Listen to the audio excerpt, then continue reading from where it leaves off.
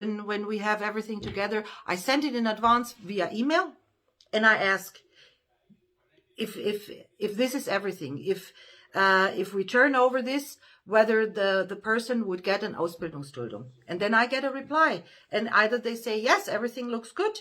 If you turn it in, we'll come to a decision. And then I turn everything in plus a copy of the passport.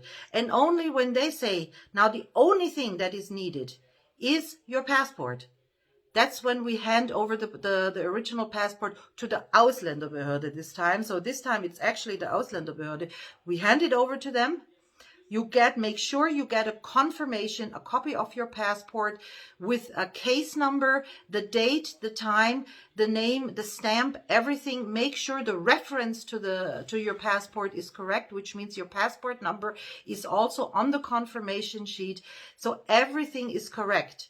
And when this is, you make a copy and you send this copy to the Regierungspräsidium, confirming to them, here, I've handed over my passport.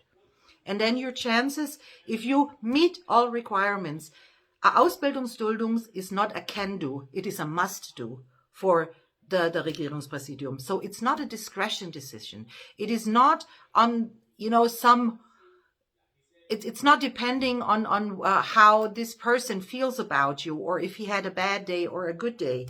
It is a law. And the law clearly states, if you meet all requirements, you get to have the Ausbildungsduldung, and you are safe. This is your goal, being safe from deportation. Ausbildungsduldung still means you are in toleration, which means you're still bound to any rule there is for people in toleration, as far as traveling, for example.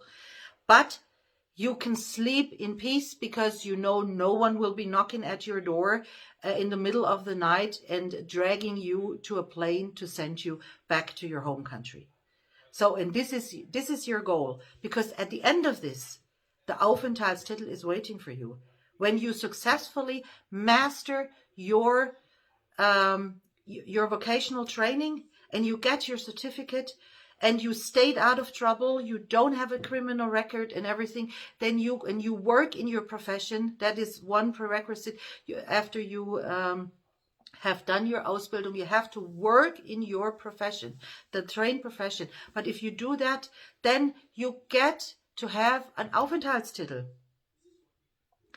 The same goes with the Beschäftigungsduldung. Here again, fiktisches and faktisches. And in the Beschäftigungsduldung, it's even more important, because there you have to survive 12 months in Duldung while you wait for your chance to actually apply for the Beschäftigungsduldung. But the 12 months start ticking the moment your court decision is legally binding, not the moment they change your papers. Don't let the people at the Ausländerbehörde fool you there.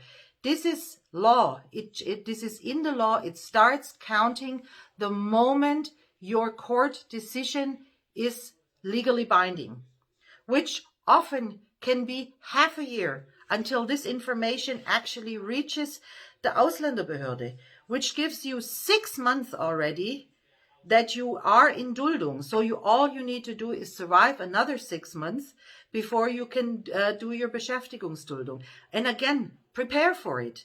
You need an A2 level German in spoken language. The easiest way to prove that is actually to make a certificate, because then it's not up to the decision of some government employee to decide whether your German is actually at an A2 level.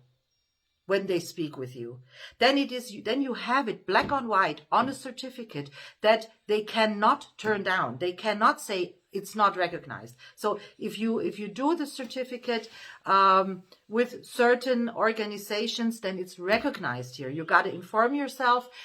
For example, the Goethe Institute, the certificates are recognized. There are some others which are recognized. So inform yourself before which certificates are recognized in your state. Very often the VHS is actually offering not just the courses, but they're offering to organize the tests, the exams. They're not done by them, but they're organized by them. So the easiest way is to go in there and ask if you think you can pass it without taking a course. If not, you still have time. do your due diligence. Go to German classes, make sure you have an A2 level, go to work, 18 months work in a job is more than 35 hours a week. That is a prerequisite for your Beschäftigungsduldung. So that is a must-have. You can have a break in there, and even those who had the misfortune this year to get laid off due to Corona, if you have found another job within 6 months, that 6 months break does not matter there, because it had the time frame of a few weeks has been extended to 6 months in this year, in 2020. So when you have been unemployed for 6 months this year and had a break in there due to Corona, it is not the end of the world. It will still count. And if you have your 18 months and your 12 months Duldung, and you have a clean criminal record, you made your German class, if you have been required to take an integration course and you actually took it, or you had a valid reason, a valid provable reason which the government accepted for not taking it, then you can apply. And again, your passport. And that is the thing. I know a lot of people are so scared of bringing the passport. Don't be. In this situation, don't be. Because if this is the only thing that is standing between getting an Ausbildungsduldung or staying in deportation, refusing to cooperate, coming into deportation light, which everyone eventually gets in when they refuse to cooperate in their identity verification, then this is a sure way for deportation. I tell you this right now.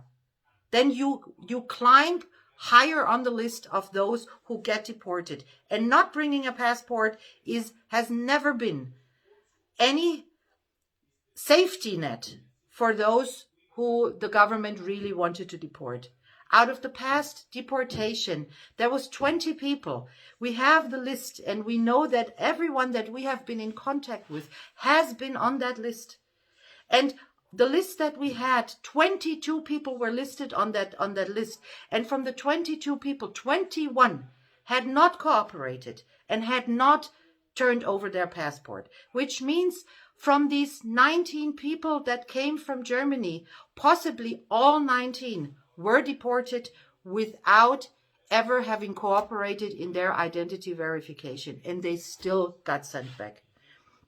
So weigh your options here. And if it's only the passport that is standing between you and getting a Beschäftigungsduldung, then by all means, cooperate. Because the Beschäftigungsduldung, just as the Ausbildungsduldung, will put you safe. And again, like I said, your Duldungstime starts with a fiktische Duldung the moment your court decision is legally binding.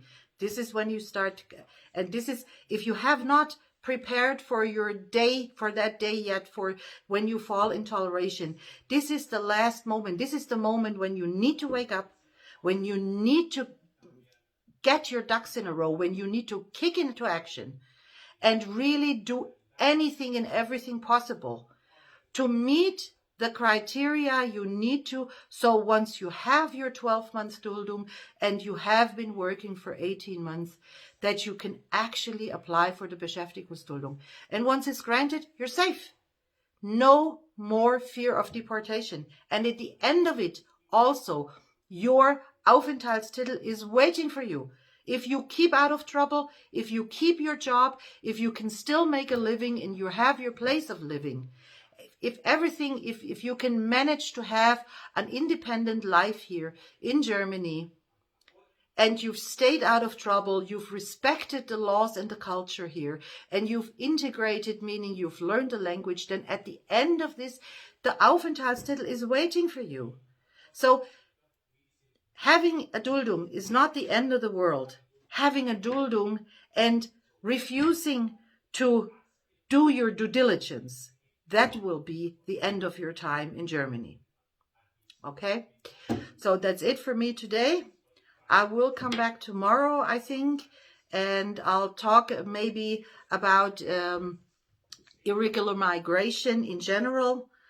Hopefully it will reach some people in the continent of Africa before they make this perilous way to Germany or other European countries. I've just done watching a video from Yaya Sonko about his journey from his home country, Gambia, to Germany, and what he went through and the warnings he said. And I mean, I was in tears. I was in tears. I've heard it so many times from other Gambians. So I cannot give you, of course, I cannot give you a first-hand report of what it's like, but I've heard so many stories and gathered so much information that I think I have a very clear picture of how perilous this journey is.